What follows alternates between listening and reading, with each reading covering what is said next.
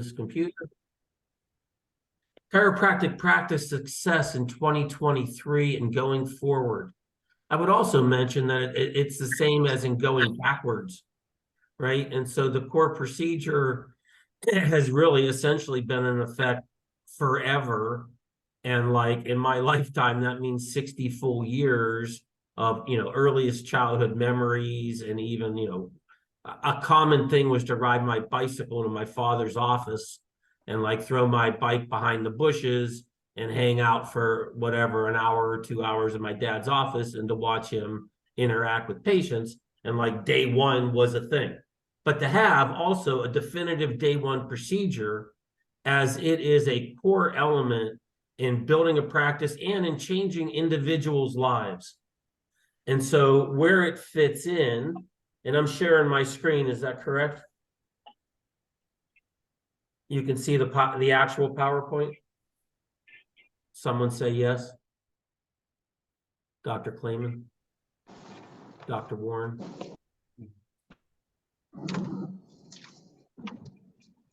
I'll assume that that's the case. Yeah. I just muted all of you, but thank you.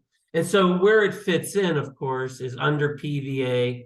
It's one of the, core actions is day one. And, it's one of the areas that I would look at first in terms of on an annual basis. I'm going to talk about mastery here in a second. Right? And so that we have a gold standard. We know what each of our procedures are. Here's our day one gold standard.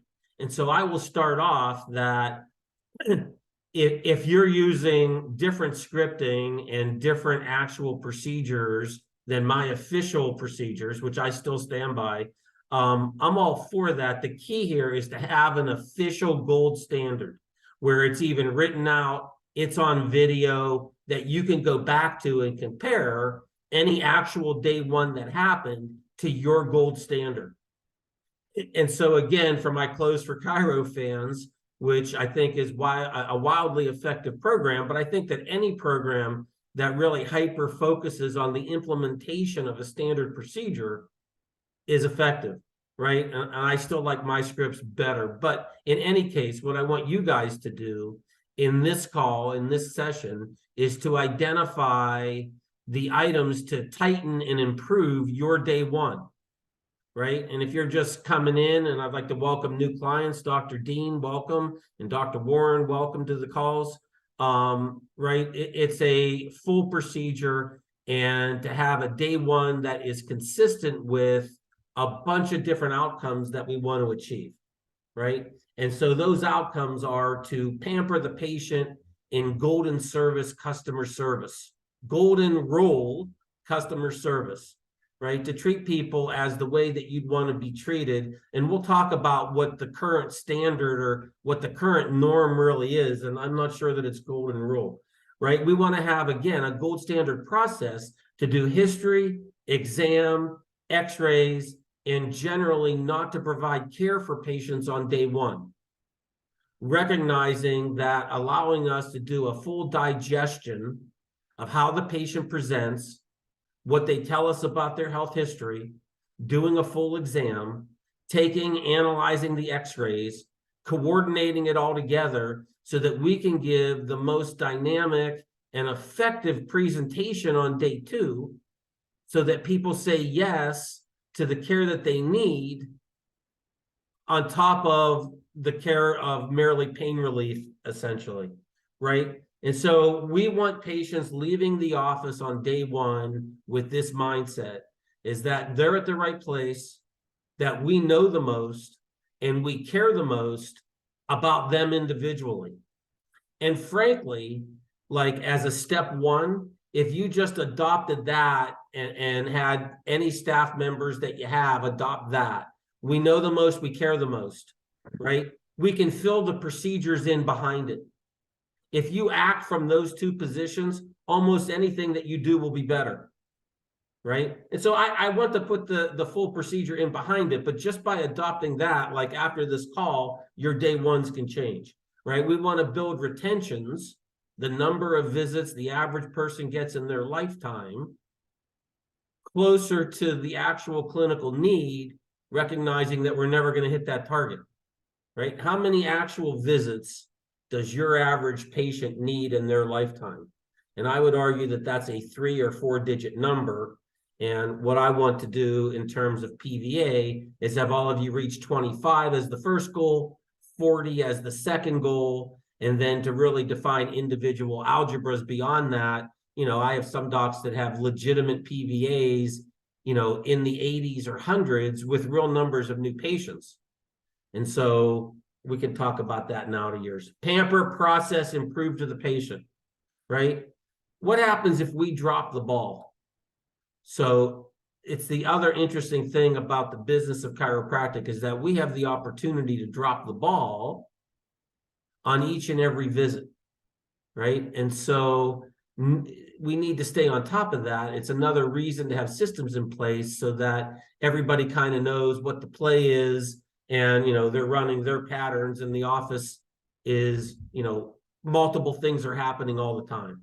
However, if we drop the ball and by the end of day 2, maybe day 2 doesn't even happen, they leave the office and we never see them again, or at the end of day 2, they leave the office wanting to think about it or discuss it with somebody or whatever other objection they use, where they do not get adjusted at the end of day 2, that it is unlikely that that person will ever get adjusted. So a small percentage do come back that want to think about it, but the vast majority do not. And even worse than that, it's going to lead to drugs, more surgery, and more other non-structural answers to clearly structural problems, right? And so I would just ask you right now to think about the last patient that said no to you, that had, essentially grotesque x-rays, and you were pretty confident that you could have a dramatic impact on their lives, but for whatever reason, they said no, right? It is unlikely that they're going down the street to a different chiropractic office. They're going to end up either trying to do some type of PT that doesn't really address structure, or drugs, or surgeries, or nothing. And, right, they don't get the benefits. And so keeping all of this in mind, we want to create mastery, right? And so in the PVA, all of the patient contacts, right? Everything up to even before they come in day 1, day 2, regular office visits, re-exam, re-report of findings, the graduation visit. And again, I would encourage you to look at all of these, but to even just measure how many graduation visits. So you've recommended your initial care 24, 30, 36 or more visits, and the patient completes it.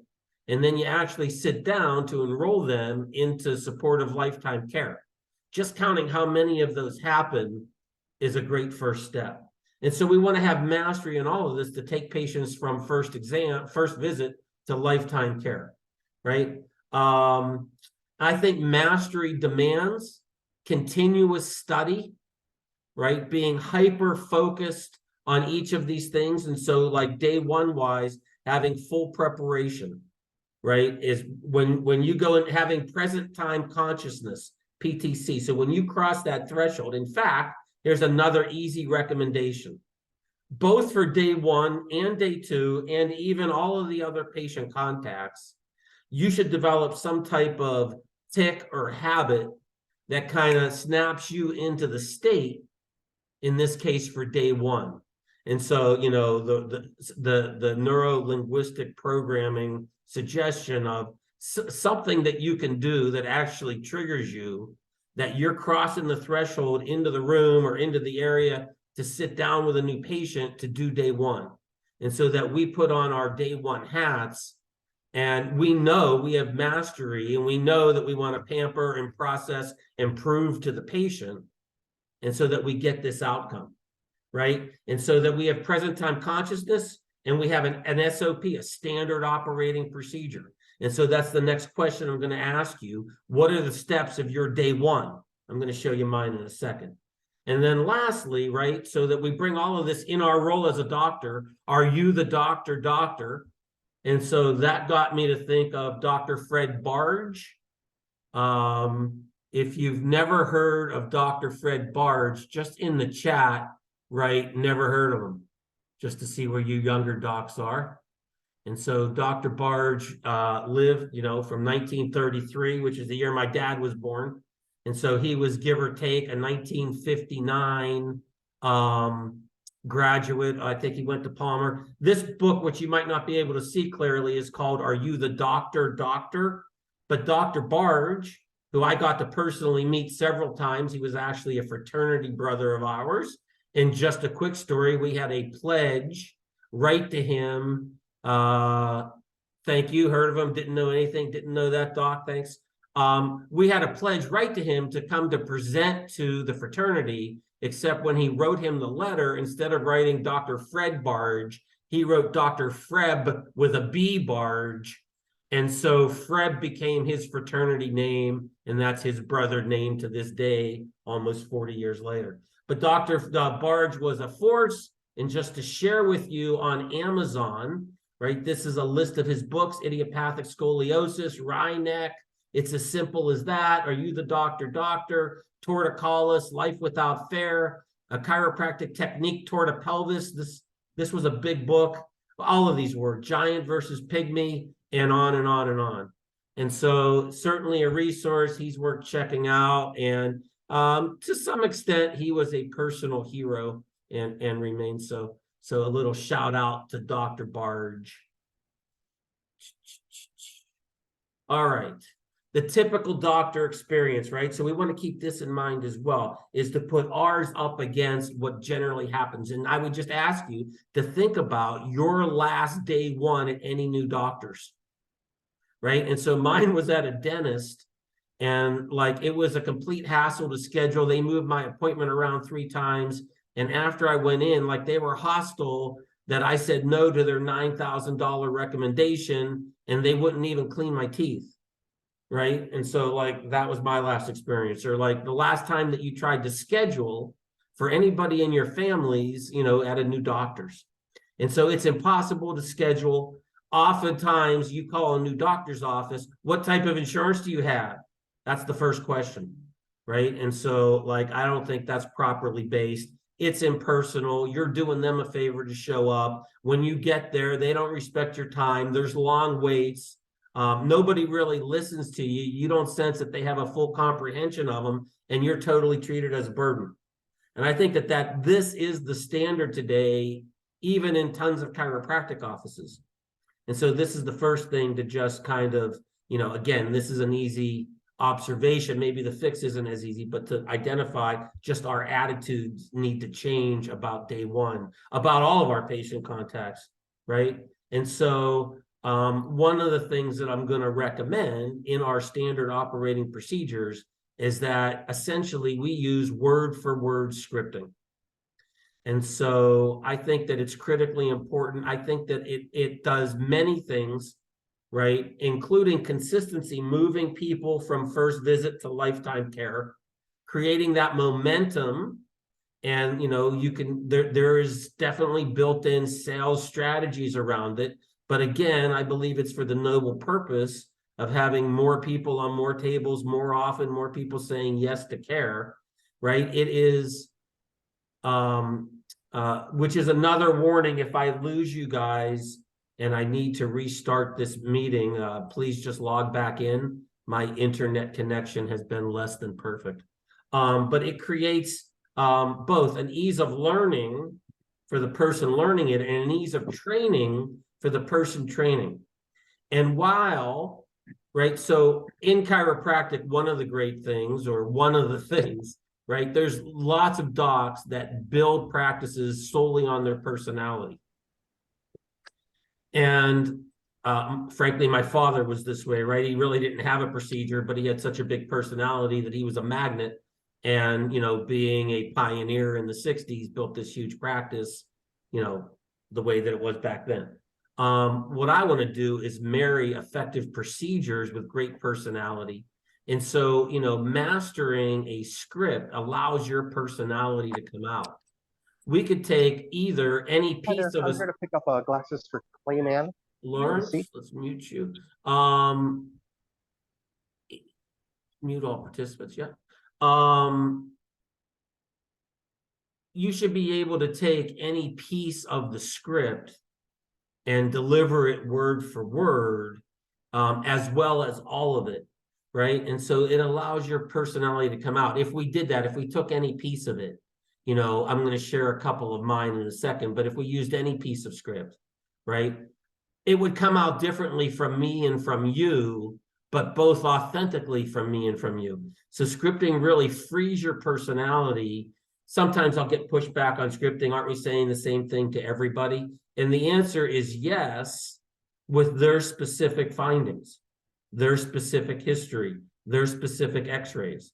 But yes, we're filling in the blanks the same way. And in fact, people like that, and it's why they bring other people in. And if you didn't do that, they would be disappointed, right? And so this is my outline, and I want you to have the equivalent if you do not adopt mine, right? What is your official day one? My official day one. All of the pre-touches before they come into the office, greeting the new patient as they entered the office, escorting the patient back to the day one room, right? Doing the pre-consultation, the consultation, the post-consultation, the pre-examination, the exam and play-by-play in color, the conversion to x-rays, the x-rays, the first day release, and emergency first day care asterisk for the 10 to 15% of people that qualify for this. And so my goal, my standard would be, is that I would intend to adjust people on day one if they had a problem that was both acute and severe. And so basically, if it's a 7 or more, or an 8 or more, or 7 or more, and it's 2 weeks or less, I will then plan on adjusting people on day one. If it's not that, then I don't. And there's a way to handle that, and it ends up being between 10 and 15%. And so this is my standard day one procedure. We're going to break it down, but again, I would ask you what's yours. And in fact, I would encourage you to send me that, right, that you've reviewed it. And so pre-touches, I've been working on this, been thinking about it a little bit differently. Somebody schedules from anywhere. They call in, they click on the internet, we meet them at an event, they get referred by somebody, they walk into the office, they respond to your radio show, Dr. Fenn. They schedule from anywhere. What happens? And so I would like to, ultimately, the question is where all would you like to connect with that person that just scheduled? And so here's the possibilities. 1 is just a phone number. 2 is adding a physical address. 3 is adding an email. 4 is having them connect to us into our system where they can get paperwork. And like now they've confirmed that they want to receive our emails. And that within that, then also connecting by text so that they double opt into our text. And so we could send them an email looking to do all of these things. So thanks for scheduling. You're confirmed Thursday at 4 o'clock. In order to make your appointment easier for you, in order to serve you easier, here's 3 things to do to prepare for your appointment. 1, add it into your digital calendar, right? You don't want to forget your appointment. 2, look for a text from us so that we can confirm your appointment. And then 3 even, right, join our Facebook group where, we discuss many health situations in a community. We'd love to see you there. And you can give them a link for that, right? You can still actually do pre-calls on the phone, right? We still have a brick and mortar business, but they get, if they schedule more than a day out, I'd like to confirm them right when they schedule, the day before the appointment and the day of the appointment, depending on when they schedule for. So today's Tuesday. If they made an appointment for Thursday, I'd like them to get a confirming email right away, and then an appointment email and or text tomorrow confirming their appointment for the following day, Thursday, and then the day of the appointment. And if they scheduled for further out, they'd get one today, the day before, and the day of. In the olden days, we'd even send out a confirming letter if there was a large enough time. I can't really imagine there's any need for that at this point. Right? So the patient makes it, it's 10 o'clock, and Mary Smith is scheduled, and at 9:57, a strange female is walking into the office. Let us all make the assumption that this is Mary Smith, our current new patient, the lifeblood of the practice. And so, again, attitudinally, we want to disseminate among the ranks that this is a moment that we want to recognize this person coming in. And so in terms of, again, the art at the front desk isn't really how do you do each of the 50 or 100 things that our front desk CAs do. It's being able to do it all at once. And so she's on the phone for a long hold for somebody, and they finally pick up, but our new patient is walking in, or frankly, like we have other questions coming from other people, like kind of at the same time. I'd like to give priority to the new patient. Right? I don't want to, I'd also want to be mindful of long time and current patients and to manage that maybe in a first come, first served basis. But I want to make sure that I acknowledge the new patient by name when they come in. You must be Mary. I've been looking forward to meeting you. Welcome to the office. And even if it's appropriate to shake hands either across the front desk or to walk out around the front desk and to greet the person, if they haven't done the paperwork, and we should know that, right? They actually are going to bring it in with them, like obviously they should have it at this point. And so if they don't have the paperwork done, is to have the physical paperwork or digital paperwork ready to hand to them. If they haven't done, is to acknowledge them, have them sign in, and if you're ready for them, either to take them right back, which like if you went into a doctor's office at 2 o'clock, you had a 10 o'clock appointment, and it was 9:57, and you walked in and you had already completed this is another thing about completing the paperwork, right? You can complete digital paperwork online for other doctors, and then you go into the office and you have to recomplete it. So what was the point of doing that? Right? And so if you've already received it, is to have that ready, and the doc already has it. And if they bring it in with them, to be able to incorporate that. But if we can take the patient right back, it's kind of a mind-blowing experience. And so even if you can't, and they sit out front for a couple of minutes, which is totally appropriate, right? The next step is I want you to escort the patient back on day one. And ideally, I do this so I think that this is another just physical layout, that you should have 2 rooms that are fully equipped to do day 1 and day 2 in, at least 2 rooms. And if you have 2 rooms that are full to do day 1 and day 2, you can for sure do 500 a week and probably more than that. But at that point, if you had a bigger office and you had more rooms, that would be fine. But all the equipment, all the setup, be able to show x-rays, be able to do any exam that you want to do. And basically, I want to escort patients back to one of these rooms. Typically, they would be on a flat bench. I would be on a black stool that has the wheels on it, the doctor's stool, where you could swivel like that. And so, like, how do you actually do your day 1? You could certainly do the history in a private office, but frankly, mine was never presentable enough to really do that on a regular basis. So we did it all in our day 1, day 2 rooms, right? And so this is my first official script. It's my pre-consultation script. And again, are the elements the same as to whatever it is that you might be saying? Before we get started, Don, I want to tell you how we do things here. First, I only have 2 concerns. What's wrong with you? And number 2, can chiropractic help you? I'm a real stickler for detail. I'm going to ask you a lot of questions. What I need from you are good, concise answers. When we're done talking, if I think I can help you, I'll tell you. And if I can't, I'll try to recommend someone that I think can. I'm also concerned about cost containment. That's why I would never recommend any tests, x-ray, or care unless I felt it was absolutely necessary. Lastly, and most importantly, Don, I believe in a teamwork approach between myself and my patients. Frankly, one of the reasons I get the great results that I do is because I ask my patients to work with me like a team. I also ask them to work as hard as I do. Now, if I accept your case for care, will you work as hard as I do? Right? And so we want to get them into this habit of saying yes to us.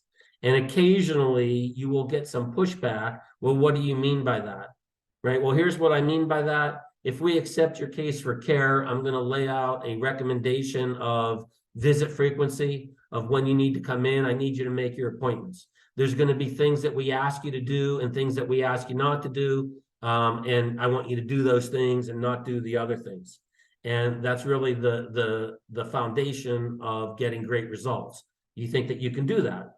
And so we confront it right away and we get them to say yes.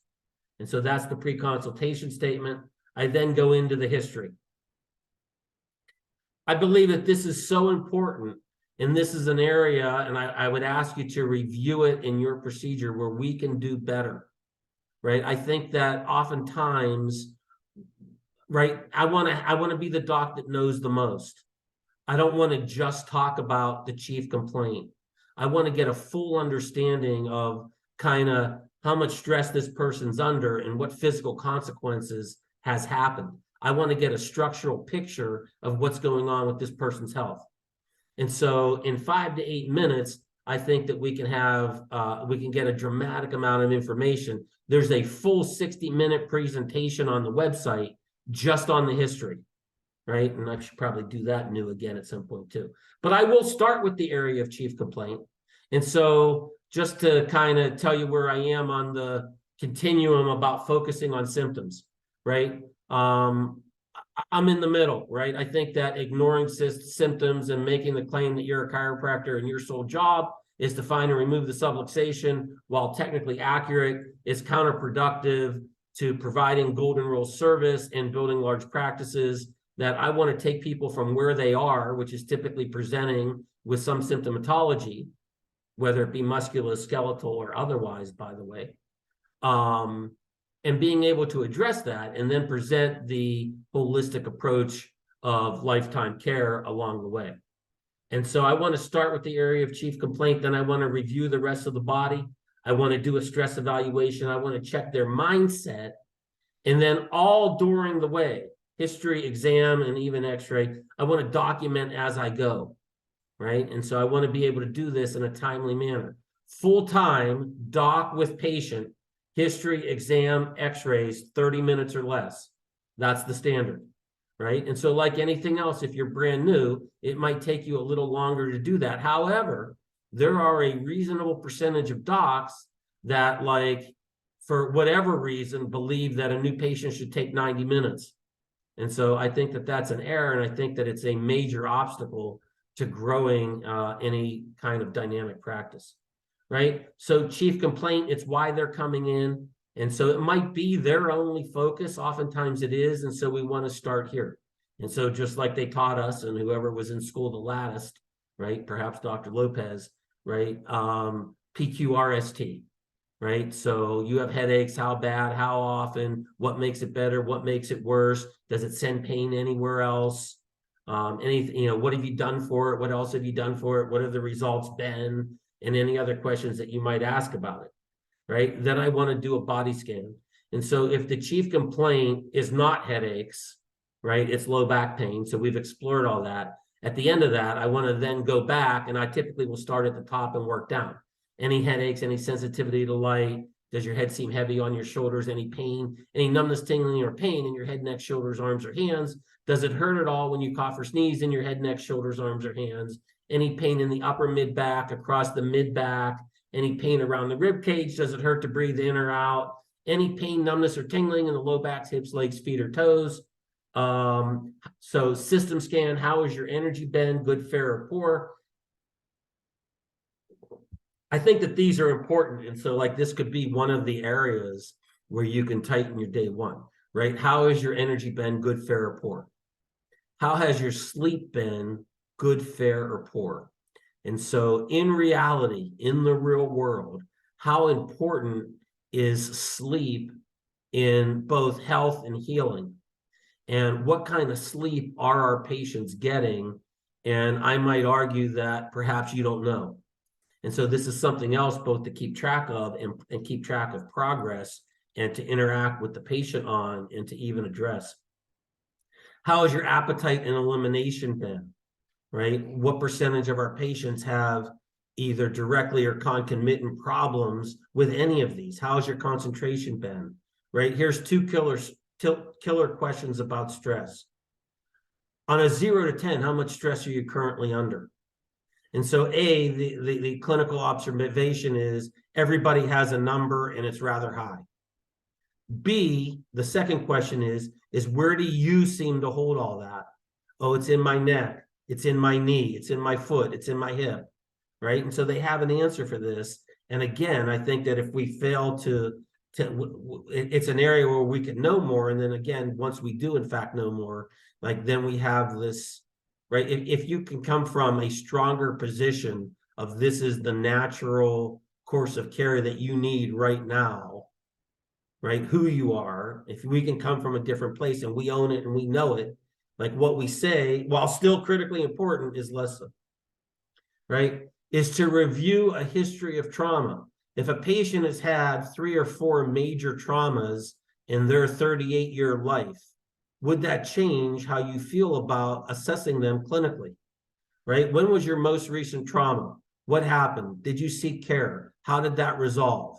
Prior to that, what was your most recent trauma? I've never had a trauma doc. You know, it's not uncommon for me to hear that. And then it's also very common, like in a day or two, for patients to come in and then they remember something, like some kind of slip and fall, even as a child, or a car accident, or a sports injury, or a work injury. And so if you do think of anything, make sure you let me know, right? And so it is unusual for somebody to go through 38 years or however many years without any significant trauma. And oftentimes they associate any significance with, did they get care for it or not, right? If they didn't seek any care, but they were in 2 car accidents, again, does that affect the way that we think about them, right? Again, this is a killer area. Somebody is taking all of those drugs that I talk about. I guess I had to sarcastically chuckle. So I walked past, it was this it was somewhere in Phoenix where it was a kind of it was a walk-up equivalent of a drive-through pharmacy window of some supermarket, right? And so you could walk, it was a walk-up pharmacy. In fact, that's what the sign said. And so I just looked in the window, and again, there were hundreds of prescriptions waiting to be taken. And so I would ask you, do you really have a full understanding of which drugs your patients are taking? And does that have an effect on, again, how you think about and approach addressing this person and their condition?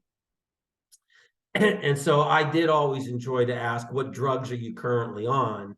And then oftentimes they'd be taken aback and say none. And then you can rephrase the question, so you're not on any type of pharmaceuticals?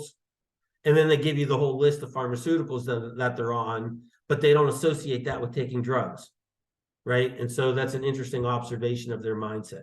How long? And then again, I don't know that we appreciate or think about this in a significant enough way. Are you taking the drug properly as to the way it was prescribed? And so I might not be the best case example, but anytime I've been prescribed, I know it's always a challenge to kind of hit it the way exactly that it was prescribed. How effective has it been? Like, you've been on this drug for this length of time. Has it done what it's supposed to do, or what they say it's supposed to do? And have you noticed any negative, what you might call side effects? And you could have that conversation as well, right? Negative effects or side effects, and to record all this. And so again, does it change your clinical interpretation of somebody that is on 6 drugs, has had 3 kind of major traumas in their life, their sleep is affected, if they were honest, their appetite and or elimination was effective, and they're under a tremendous amount of stress that they feel all the time, but not even for the chief complaint that they came in to see you for? Would that change how you feel about this person? And so we want to check their mindset. What do you think's going on? What activities are you having problems with? And you guys foresee you want to focus and get the outcomes that you want to be able to help the person with. I do think that's a good idea. What do you think would happen if this is left untreated? And if we find the underlying cause of the problem, how long do you think it'll take to correct? Well, I was hoping that you'd fix it today, doc. And so this is something to kind of be prepared for the occasion that it happens. And I would just kind of chuckle and say, well, if I got a miracle lying around, I'd be happy to try to give it to you, but let's see what's going on, right? And so I want to get a sense of that. But again, if the patient came in with the expectation of getting it fixed right now, today, one time, see you later, when would you want to know that? And so this is early on, and we can get a sense for that and then have an interaction with that person. And so I do want to end the consultation with another killer question. And again, if you just added this, it would be worth sitting through this first 37 minutes, even if I've driven you crazy. Here's the question. Is there anything else about your health that I should know? And so perhaps we skip something, or perhaps it strikes them different, but we want to give them a chance with a catch-all. Is there anything else about your health that I should know? And that's kind of my last question, unless they have an answer to that. In my history, then I do my post-consultation statement. And I want to review all the paperwork and make sure that I have all my T's crossed and my I's dotted. And so the entrance form, the HIPAA form, the advanced waiver, the advanced directives, the financial policy, their entrance form, and I have, like, you know, all the social security number, date of birth, and all that stuff. And so I have it all together and it all looks good. And so I want to get another commitment, right? So Dawn, as I mentioned before, I don't accept all cases for care, only those cases where I feel that I have found the underlying cause of the problem and that I can help. In order to determine that, I'm going to be performing a complete orthopedic, neurological, and chiropractic examination. As I mentioned before, if I do accept your case for care, I want you to work with me as a team. Are you still with me? Yes, doc. And so now functionally, I will point out that what happens here, one of the day one processing errors that I observe is that this step gets merged together with the next script, which is the pre-examination script. But I still feel that there's an important step right at the end of this. And that next important step, everybody take a breath, is to gown the patient. And so I think that on day one, it is important to gown the patient. So I think there are many reasons to do so, most of which are important clinically. So for range of motion, for posture, for physical observation, for both deep tendon reflexes and dermatological nerve distribution, we can do a full and better exam. And so we can get real results better. The second, though, there is a psychological element, though, which raises the level of concern for the patient. And the third piece is that essentially, I think that I want to take x-rays on everybody. I want to be able to justify it, but like they're in, I'm going to be able to justify it based on the history and the exam. But I want my x-rays, again, to be free of artifact and to be, you know, fully functional. So I want to gown patients. And so whatever hassle that creates administratively, deal with it. Whether, you know, in-house laundry or taking it to, there was a laundromat 2.5 blocks up the street from my office, and it was kind of a weekly cycle. And again, I did 47.5 new patients a month for 24 years in real numbers that I could still show you, right? So they gown, and so we want to instruct the patient. And again, if you're using my full system, when they gown, I also have them do 2 more pieces of paperwork, which is the subjective part of the outcome assessment. And so you can check the Sonoma outcome assessment presentation as well, or we could talk about that one-to-one. But I'm going to step out. What I'd like you to do is disrobe just down to your, if it's a guy, down to your underwear, and you want to put this robe on so that it closes in the back. If it's a female, down to your panties, you can take your bra off, and you want to close this in the back. When you're ready, open the door about that much so I know that you're ready. And so this is another way to see if they're following, you know, back and forth our guide. And so, there'll be a percentage of people that never open the door. Or there'll be a percentage of people when you open the door, the gown's on backwards, or the gown's not even on and like they didn't understand. Right? But assume that the patient's done it correct. They open door crack. We go back in and we want to do the pre-examination statement. Again, this is one error that I see where these two steps don't get done correctly. So we've done the post-consultation, we've gowned the patient. Now we're doing the pre-examination statement. And the pre-examination statement, which I don't have up here, is we're now going to do a full, complete chiropractic, orthopedic, and neurological exam. The orthopedic exam will test your joints. It may reproduce some of the pain that you're having. The neurological test will tell us if there's any nerve damage, and the chiropractic test will tell us if we can help you. Do you have any questions? No. All right. So now we're into the exam. So here is the pre-exam. And so let's check compared to what I just did, right? I think it's pretty close. And so you can go back and review that. Right? This is another recommendation, right? This is free of the script. I think that you should record. I think you should record all day 1 and day 2 as a standard procedure, right? I think it gives you an opportunity if you need to go back and regather information for documentation.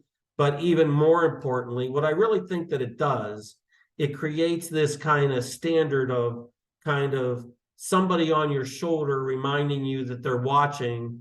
And we perform differently and more thoroughly. And I would use it, again, for mastery, remembering, again, this was one of your takeaways from working with me and remembering 30 years from now. What we say and how we say is different than what we think we say and how we think we say it. And so if you could really even see yourself on video, again, I said I was on the black stool that swayed. And so when I record myself, I was doing a report of findings like this, and I didn't even know I was doing it, right? And so to be able to see and hear what you're doing, again, I think is a major step in mastering. But we want to do the exam in play-by-play in color. And by that, I mean we give the results of the test, and then we relate it to bone out of place, nerve that's pinched, producing their symptom. And so, for example, you could do the posture evaluation from the back and then from the side, and then you want to notate it. As you're notating it, we want to comment to the, so here's play-by-play in color. And so again, if we're recording it, it gives us reason to do this, right? So a visual evaluation of the patient's standing posture was performed from behind. The head was moderately tilted to the left. The shoulder was moderately high on the right, and the hip was rotated forward. And there was significant left external foot flare from the side. There was significant forward head translation and thoracic kyphosis. Mary, when we looked at your posture, that was play-by-play. Now the color.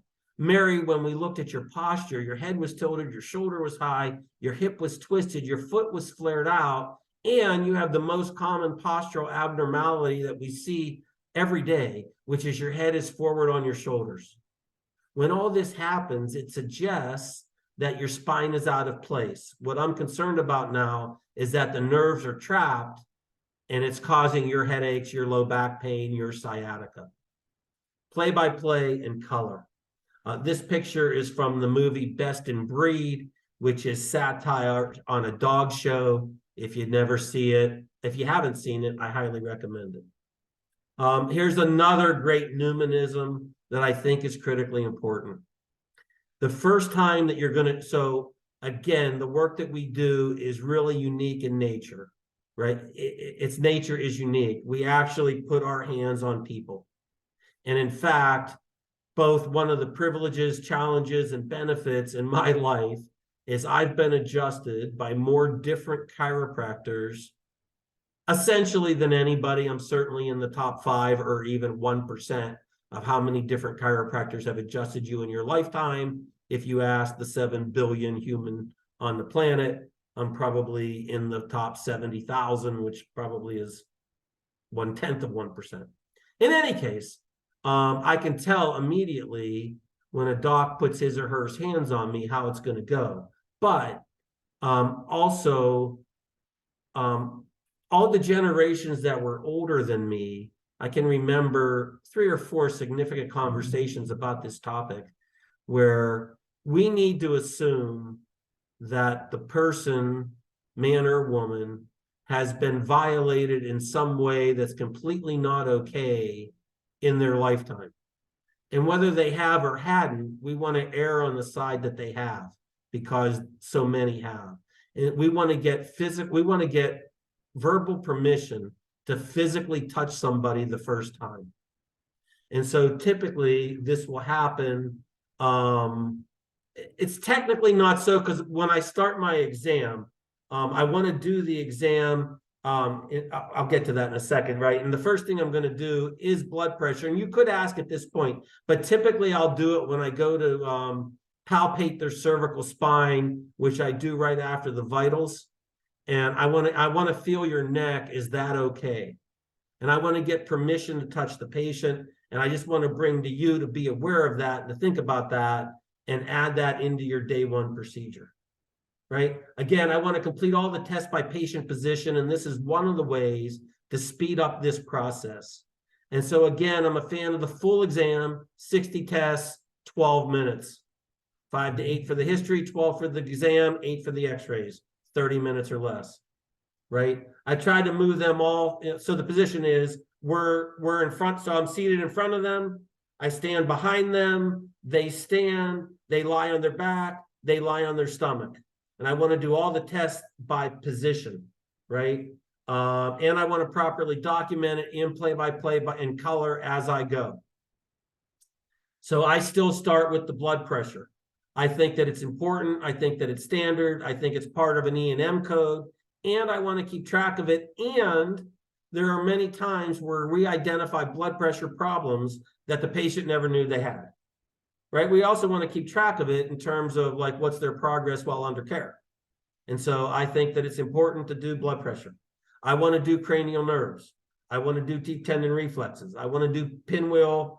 Algometry is related to the outcome assessment. It's just seeing like how much pain they have in some upper extremity muscles.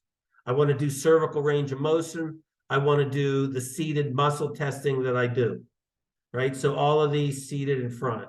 Then from behind, I do want to auscultate the lungs and do George's sign.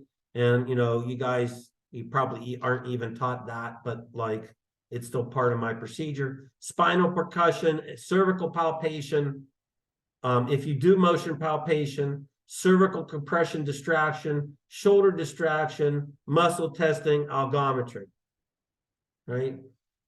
Patient standing, the DC behind, posterior posture, lateral posture, visualization of the skin, right? This is an essential piece of the physical exam that I think that we could be stronger on. There are findings there that you don't observe. Kemp's sign, dorsal-lumbar range of motion, and height and weight. This is another, I kind of chuckle every time this happens. So the typical medical experience is step on the scale and they record it, or even, and then they ask, how tall are you? Or they ask both, how tall are you and what do you weigh? But they're doing the weight like fully clothed with everything that you're carrying. And so doing height and weight with the patient gown on a doctor's scale, I still think is kind of part of the full exam. Patient supine, Lesage, Braggart's, Favor, Patrick, SOAS, Soto-Hall, muscle testing, algometry. There is room for all of these findings on the travel card. And so I'm clicking these off. And then as I do each, either if I have a major significant finding, maybe I'll do that as well. But after each one of these positions, I do the play and play by color for the patient, right? Supine prone, Eli Knockley Yeoman, spinal palpation, leg checks, muscle testing, and certainly feel free to add any other testing that you do that you feel is appropriate to any of these, right? What we want to have happen, well, why do the full physical exam, right? And so again, if you're billing an E&M, if both the E&M codes are now, even if they're time-based or procedure-based or complexity decision-making based. But again, in the real world, I think that it's what's proper for the intake of the standard chiropractic patient, so that we get a true and accurate clinical picture of the patient, their mindset, the condition, how bad it is. And all of this, again, builds referral. Don't know what my pay example is there. We want the patient to have physical ahas. It's one of the goals of the play-by-play in color, right? And so any test, why is it positive? So when I push down on your head and it shoots pain into your shoulder, what that indicates to me, Mary, is that the bones in the lower part of the neck are jammed together, and now the nerve is choked off. And I think that's producing some of that shooting pain down your arm, or carpal tunnel, or headaches, right?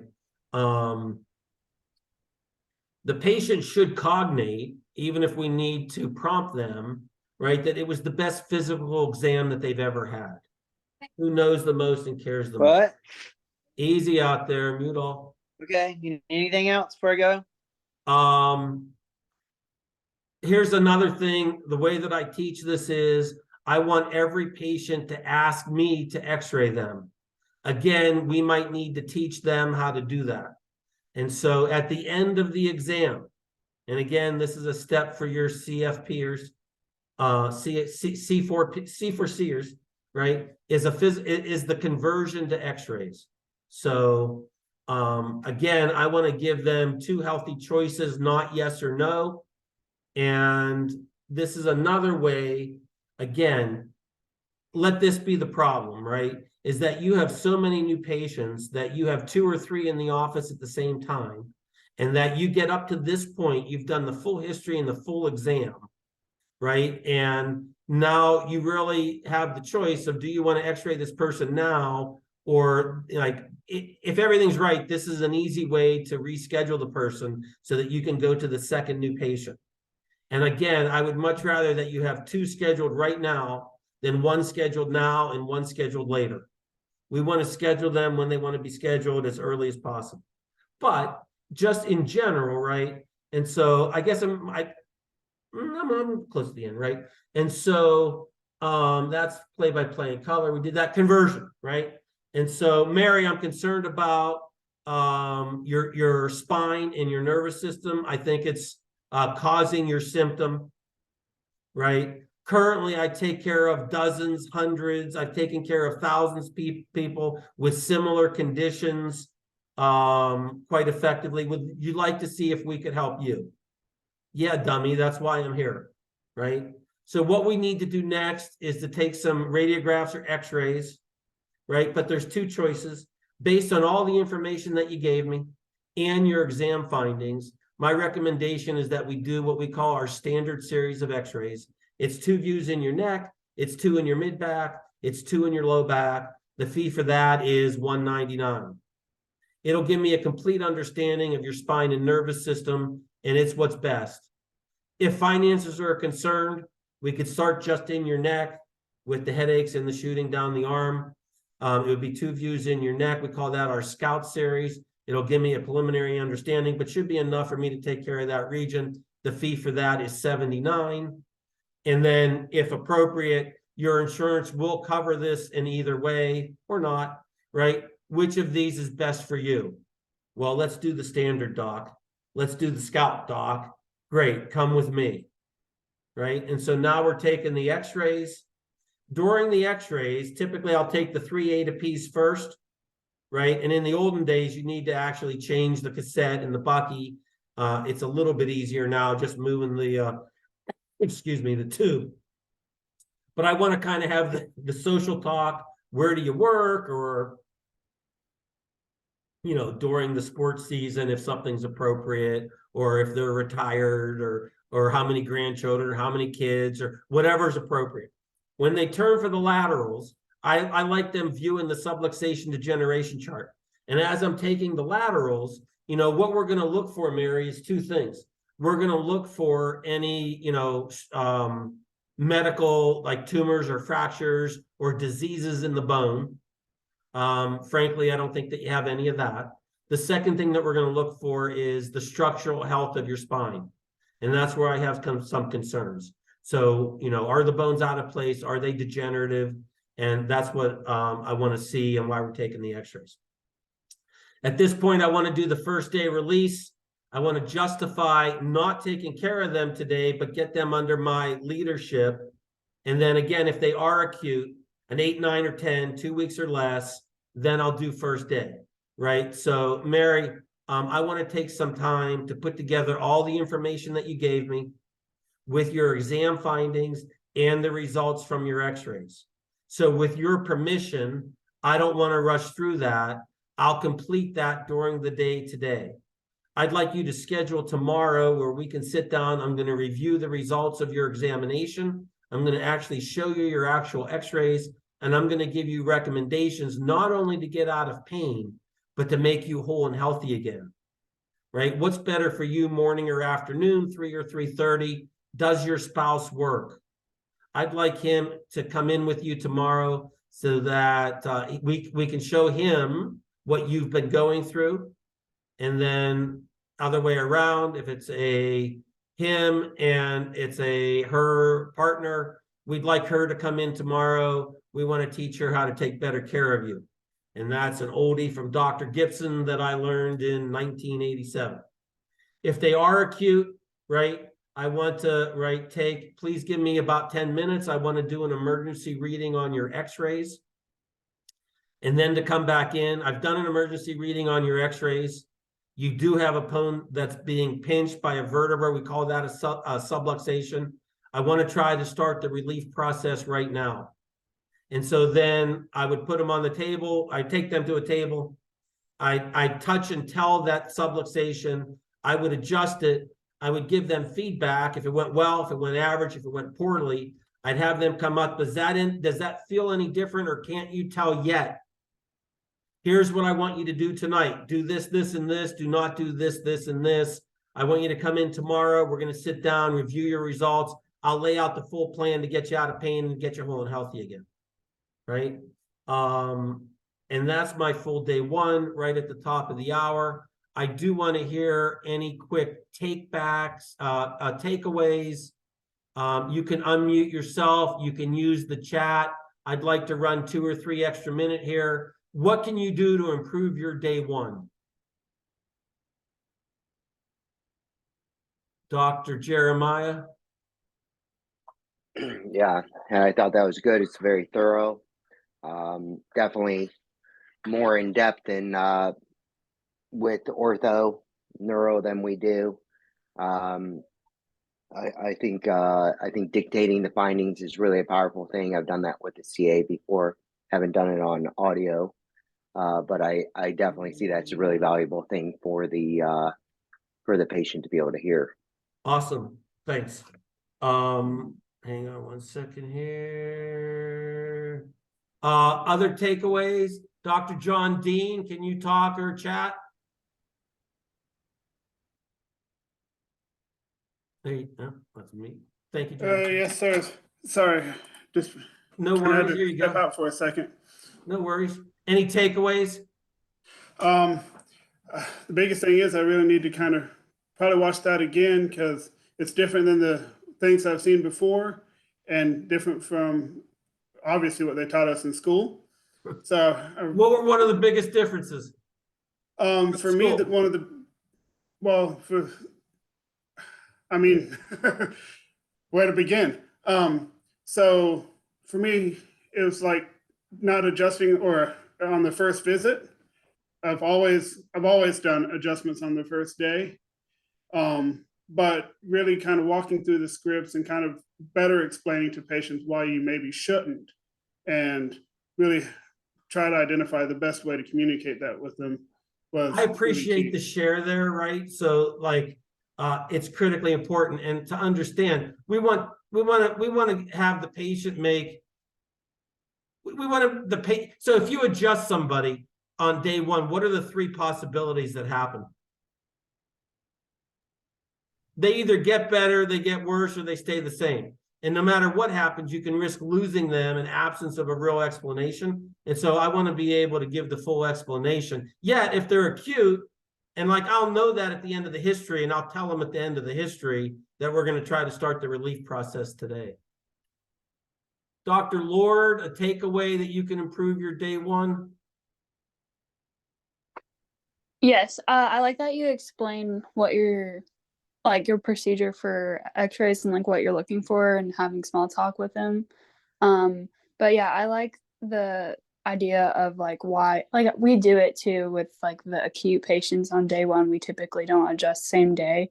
And when people come in wanting that quick fix and assuming that, even if we have already explained it to them, sometimes patients want that, but it's not in their best interest, and trying to put it in a manner that they can understand and respect is really important, so that they don't get upset and they feel heard, and like, but they also feel that they can trust us. 100%. Great share. All right. Anybody else have another share? I appreciate all you. Good call. Yeah, Jeremiah, go ahead. So we never adjust day one. I mean, unless it's like the person can't walk, I don't want to adjust day one. It directly affects retention. I think people expect that we should take an ample amount of time to review those x-rays to really understand, and we tell them that, like, you can't fix what you don't understand is wrong. You have It negatively affects retention, in that it negatively affects the outcome for the individual. Right. It makes it very pain focused, and right. Like, you feel better. It worked, doc. You got it. Right. And like, oh, he's work. great, and like, you don't even remember who they worked. They were only there once. Excellent. Right. Excellent, important shares. Anybody else? Last chance. Appreciate all of you again. I hope to have the email out today. March 11th is going to be 0 to 200. This will be the reference for day one. We're going to do a little bit of work there, but like not take the full hour on that Saturday on this, but this will be part of that kind of recorded video. So thanks all of you. Have a great week. Thursday's a camp call, and I'll talk